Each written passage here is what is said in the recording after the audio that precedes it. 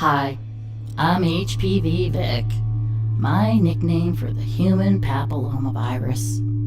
My job is to get inside your DNA and progress to cancer. I'm pretty good at it usually. That is until In Hindsight came along. I'm so sneaky because you typically have zero symptoms once I come in contact with you. And trust me, if you're having sex, you are going to meet me.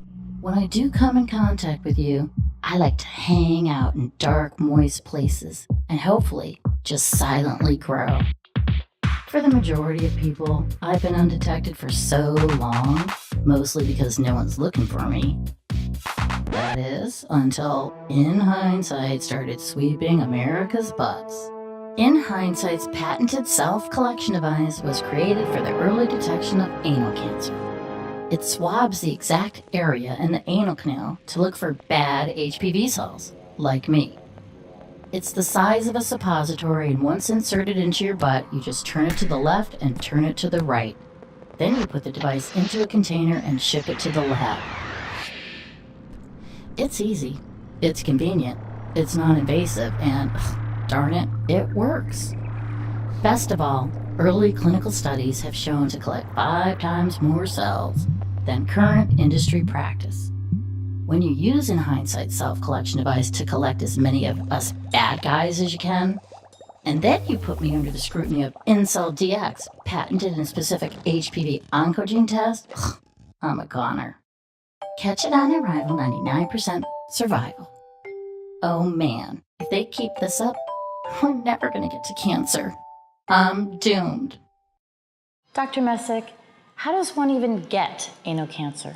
How does someone get anal cancer? It's very interesting. Our understanding of the spread of HPV has historically been through what we deem to be anal receptive intercourse. Although with the information that we know now, it's unlikely that that's the only way that the virus is transmitted. I'm a pathologist, and I formed a company that focuses on both infectious disease and cancer diagnostics, in particularly in tissue, with a strong interest in human papillomavirus, which is now known to cause a number of different cancers, including head and neck, cervical, and anal cancer. Those who go on to get anal cancer are those most likely considered high risk. Recent evidence has shown that anal cancer has increased 3% across the United States, while in the age group between 50 and 69 years old, anal cancer has increased 5%.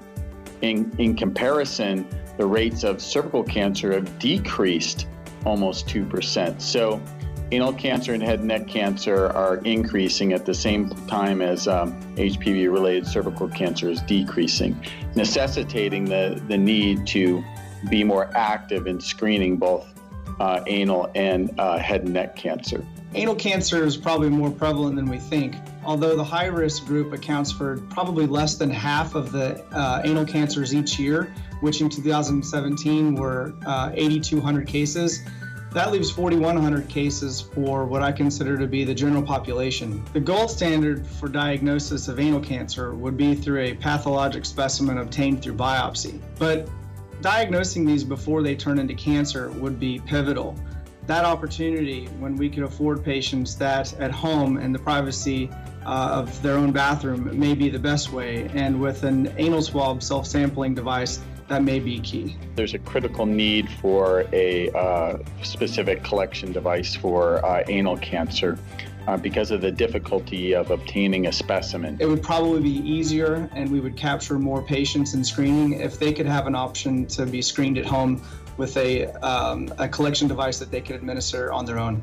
My patented anal cancer screening self-collection device not only addresses a need, it provides a solution for both the consumer and the medical professional. The device with Kathy, the anal self-sampling collection device, has an opportunity to detect disease before it's invasive in a huge number of patients. Kathy's anal cancer collection device really fits a critical clinical need to optimize the sample obtained for doing downstream diagnostics on the anal cancer sample to be able to stage at what point the cancer is and to optimize the earliest possible detection of anal cancer. In my clinical practice, we have opportunities for research, and working with Kathy and her anal swab self-sampling device gives us an opportunity to research the device for its clinical applications. Our data so far has shown that this device increases the amount of cells recovered for diagnosis by 5-fold